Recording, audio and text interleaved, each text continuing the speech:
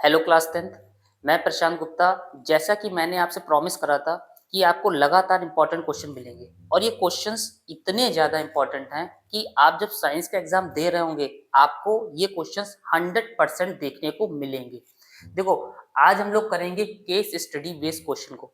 ये जितनी case study मैं करवाऊंगा ये बहुत ज़्यादा इंपॉर्टेंट है। एग्जाम में श्योर हूँ, मैं पक्का हूँ कि ये आपको मिलेगा ही मिलेगा। ऐसे ही मैं 1 फैब से लेके 16 फैब तक, 17 फैब को आपका मैथ का एग्जाम है ना, तो मैं मैथ के इंपॉर्टेंट क्वेश्चन ला रहा हूँ।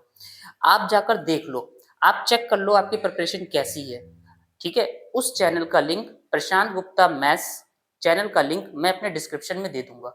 राइट, अभी हम लोग इंपॉर्टेंट केस स्टडी करने वाले हैं। देखते हैं, ये देखो किस तरीके से केस स्टडी करते हैं।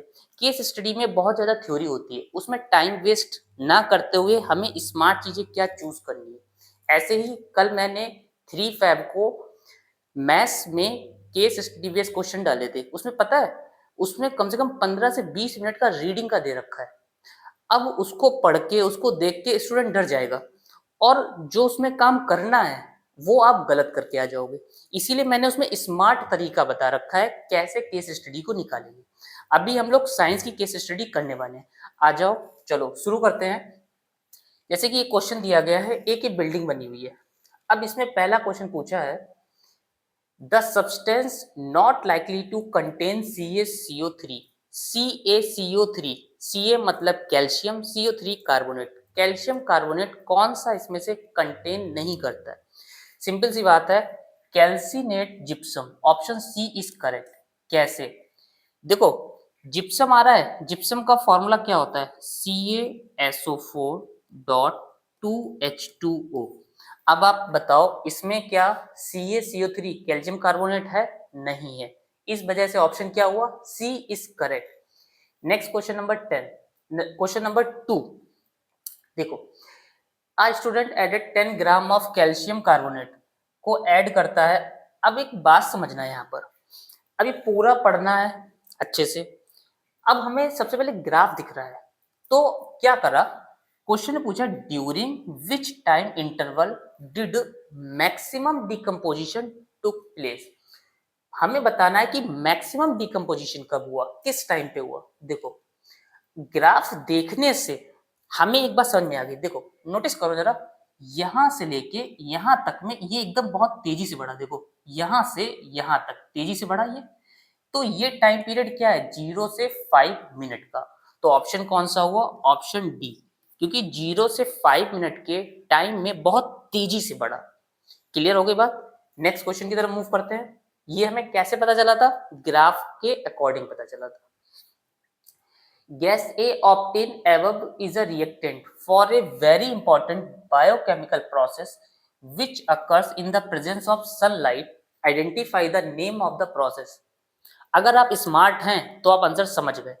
जो समझ गया है वो आप अपने आप से, मतलब अपने आप से सही होते हुए आंसर्स को कमेंट में लिख देना।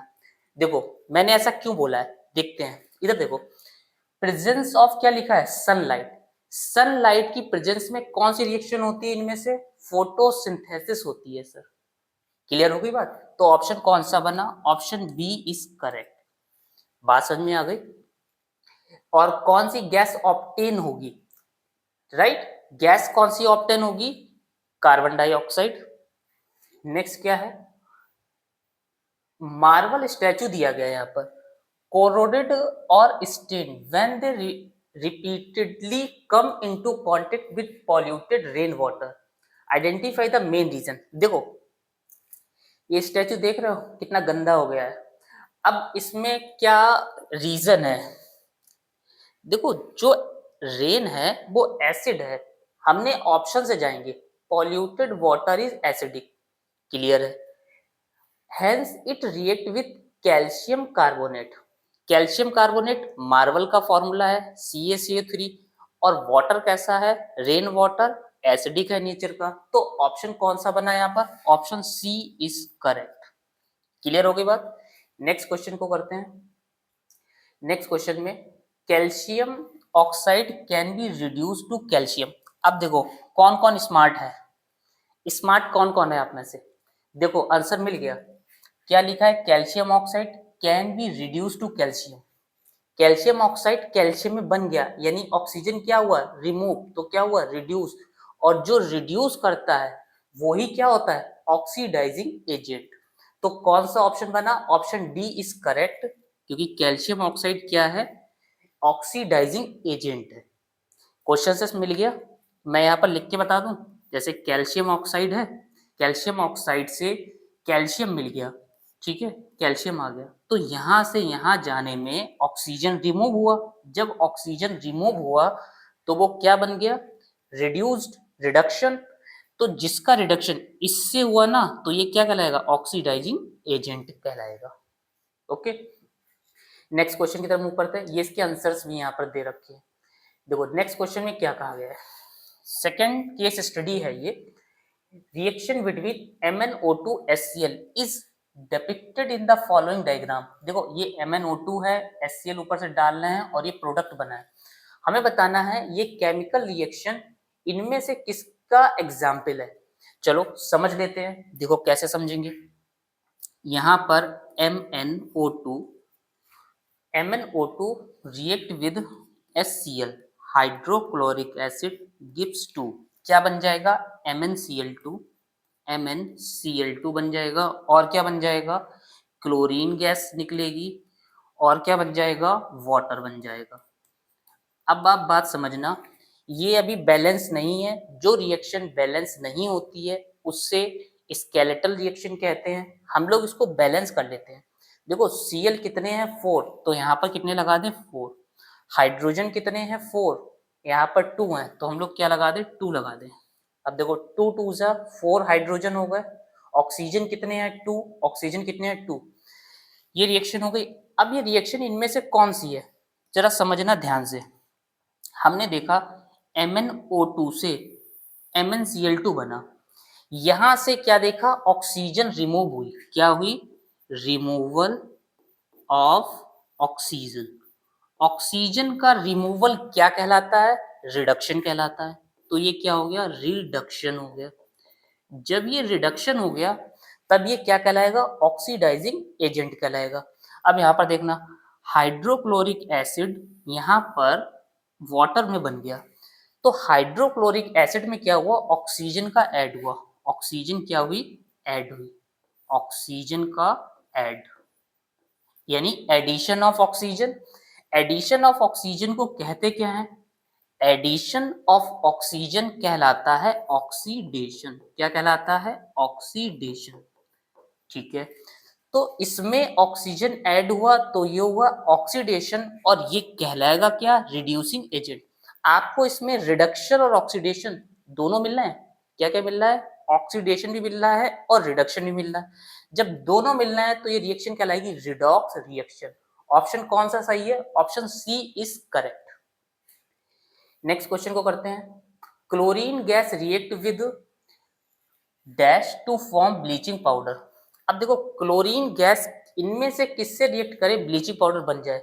चलो इसको कर लेते हैं, इसको यहाँ पे कर लेते हैं। जैसे कि क्वेश्चन में कहा गया क्लोरीन गैस रिएक्ट कर रही है, किससे कर रही है रिएक्ट, ये बताना है। देखो क्लोरीन, क्लोरीन का मतलब Cl2 plus dry Ca, dry ले लेंगे CaOH का होल ट्वाइस, क्या बन जाएगा, ये बन जाएगा ब्लीचिंग पाउडर। ब्लीचिंग पाउडर का formula CaOCl2, calcium oxychloride, this is called bleaching powder.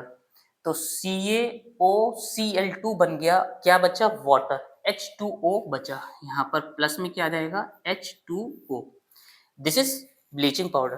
तो हमने किससे रिएक्शन करवाई, क्लोरीन की ड्राई CaOH के होल ट्वाइस से रिएक्शन करवाई। ऑप्शन कौन सा, ए। देखो बहुत क्लोज ऑप्शन दे रखे हैं, ड्राई, डाइल्यूट, कंसंट्रेटेड, CaOH का। आप कंफ्यूज होकर गलत मत करना, इसीलिए मैं इंपॉर्टेंट केस स्टडी ये आपको दे रहा हूँ, क्योंकि ऐसे में कंफ्यूजन सबको होगा। अगर उस स्टूडेंट ने पहले नहीं लगाया होगा तो वो गलत 100% करके आएंगे, लेकिन अगर आपने देख लिया एक बार, और मैं तो समझा भी रहा हूँ, तो आपको ये याद रहेगा कि सर ने बताया था ड्राई CaOH का whole twice is right option. Next question, identify the correct statement from the following. Correct statement बताना है। देखो ये ऑप्शन जो पहला है आगे बढ़ा हुआ है, ये ए है, ये बी, ये सी, ये डी, थोड़ा आगे पीछे हो गया ये। करेक्ट स्टेटमेंट बताना है इनमें से क्या है। देखो अभी हम लोगों ने रिएक्शन करी क्योंकि केस स्टडी वही चल रही है, समझना। MnO2 is getting reduced, MnO2 reduced, बिल्कुल सही है। HCl is getting oxidized, HCl oxidized हो रहा है, बिल्कुल सही। ऑप्शन ये वाला जिसमें ऑप्शन लिखा नहीं है, ए के ऊपर वाला इज राइट। कैसे पता चला? ये रिएक्शन है। Next, in the above discussed reaction what is the name of MnO2? MnO2 का नेचर बताना है। पास आ जाओ। इससे पहले जो मैंने साइंस की वीडियो डाली थी उसमें आपको मैंने नेचर सिखाया था कैसे निकालते हैं। देखो आपको पता होना चाहिए MnO2 है क्या। MnO2, MnO2 में मैग्नीज है। Mn मतलब मैग्नीज। मैग्नीज कैसा होता है? मैग्नीज मेटल होता है, और जो मेटल होते हैं उनका नेचर बेसिक होता है। मेटल का नेचर कैसा होता है? Basic oxide. Option B is correct. Clear हो गई बात? नेक्स्ट क्वेश्चन की तरफ मूव करते हैं। What will happen? What will happen if we take dry HCl gas instead of aqueous solution? Reading में गलती मत करना, समझो। ये कह रहे हैं हमने क्या करा, aqueous solution HCl की जगह पे dry HCl ले लिया। अब बताओ जब आप dry HCl ले लोगे तो क्या रिएक्शन होगी? रिएक्शन ही नहीं होगी। तो ऑप्शन कौन सा बना? Reaction will not occur. Clear हो गई बात? लेकिन इसमें ये कैसा लिया था? ये ड्राई लिया था। यहां पर HCl ड्राई लेंगे तो रिएक्शन होगी? रिएक्शन नहीं होगी। क्लियर? ये इसके आंसर्स भी यहां पर दिए हुए हैं। नेक्स्ट केस बेस है थर्ड, इसको हम लोग करते हैं। जरा ध्यान से देखना, ध्यान से देखना। ये पूरा आप अच्छे से पढ़ोगे एक बार, ठीक। उसके बाद में यहां पर देखो C8H18 है, तो C8H18 क्या होता है? देखो यहां पर समझना, C8H18, देखो 8 2 जा 16 और 2 18, कौन सा ग्रुप? Alkane group. एल्केन का फॉर्मूला है ये। अब 8 आ रहा है कार्बन, तो 8 मतलब ऑक्टेन। क्या नाम है इसका? ऑक्टेन। ऑक्टेन की ऑक्सीजन से करवाएंगे तो बताना है एक्स और वाई प्रोडक्ट क्या है। अब इसकी इन्होंने करवाई है ऑक्सीजन से, ये जो भी बैलेंस करने के लिए आगे लगा है 25 और 2, तो एक्स और वाई बताओ क्या बनेगा। सिंपल सी बात है, ऑक्सीजन ऐड हो रही है तो कंब्यूशन रिएक्शन है। ऊपर भी दिया है कंब्यूशन, तो कंब्यूशन में ऑलवेज क्या बनता है? क्या बनता है? क्या बनता है? कार्बन डाइऑक्साइड बनता है, और क्या बनता है? वाटर बनता है। ये दो प्रोडक्ट बनेंगे ही बनेंगे। ऐसा कौन सा ऑप्शन है इसमें? देखो कार्बन डाइऑक्साइड। देखो कंफ्यूजन देखो कितना ज्यादा कर रखा है। ए में कार्बन डाइऑक्साइड दिया है लेकिन H2O2 कर दिया, जाके अब गलत कर दो। कार्बन डाइऑक्साइड और water, option D is correct. कौन सा ऑप्शन सही है? Option D. कंब्यूशन में हमेशा क्या बनता है? कार्बन डाइऑक्साइड और वाटर। नेक्स्ट क्वेश्चन को करते हैं। Identify the types of chemical reaction occurring during the combustion of the fuel.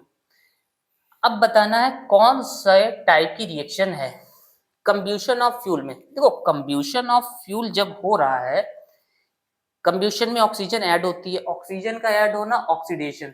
Option A और सी में दिख रहा है। अब हीट लगती है या निकलती है? हीट का रिलीज होता है कंब्यूशन में। हीट जब रिलीज होती तो एक्सोथर्मिक। ऑप्शन कौन सा सही है? ऑप्शन सी इज करेक्ट, क्योंकि ऑक्सीडेशन में ऑक्सीजन का ऐड होना, और एक्सोथर्मिक क्यों? क्योंकि कंब्यूशन में हीट रिलीज हो रही है, इसलिए option C is correct. Next question में, on the basis of evolution absorption of energy which of the following processes are similar to combustion of fuel? देखो combustion of fuel कितना इनमें से कौन सा सिमिलर है, ये दिए गए हैं और नीचे इसके ऑप्शन दिए गए हैं। कंब्यूशन में क्या होता है? कंब्यूशन में हीट एनर्जी रिलीज होती है।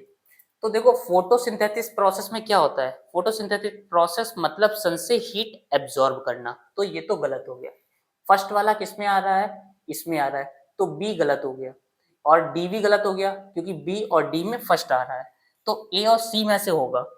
अब देखते हैं respiration in human body. Respiration में फूड के ब्रेकडाउन होके हीट, हीट मतलब एनर्जी रिलीज होती है।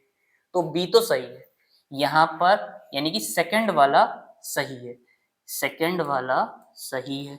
और देखो कौन सा सही है, decomposition of vegetable matter, vegetable matter का जब डिकम्पोजिशन होता है तो भी एनर्जी रिलीज होती है, तो ऑप्शन थर्ड भी सही है।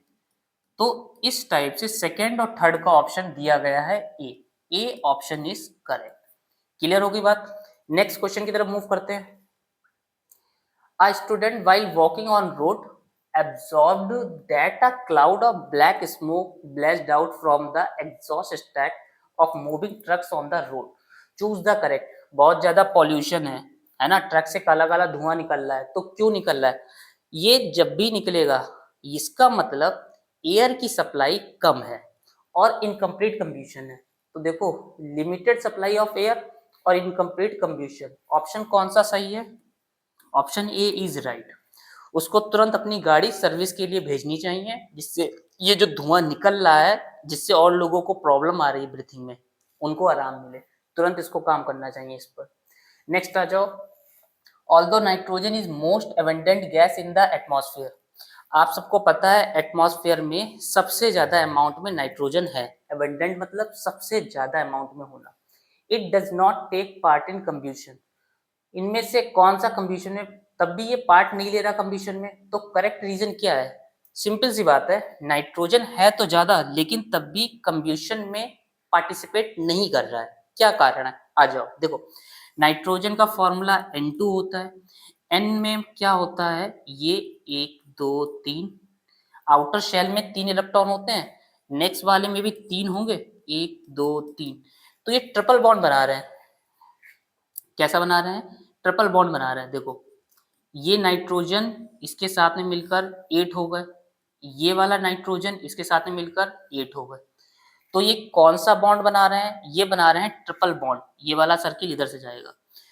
तो ट्रिपल बॉन्ड ये बहुत ही डिफिकल्ट होगा इसको ब्रेक करना। यहाँ पर मैं लिख देता हूँ, नाइट्रोजन के बीच में ट्रिपल बॉन्ड होता है तो इसको ब्रेक करना बहुत मुश्किल है।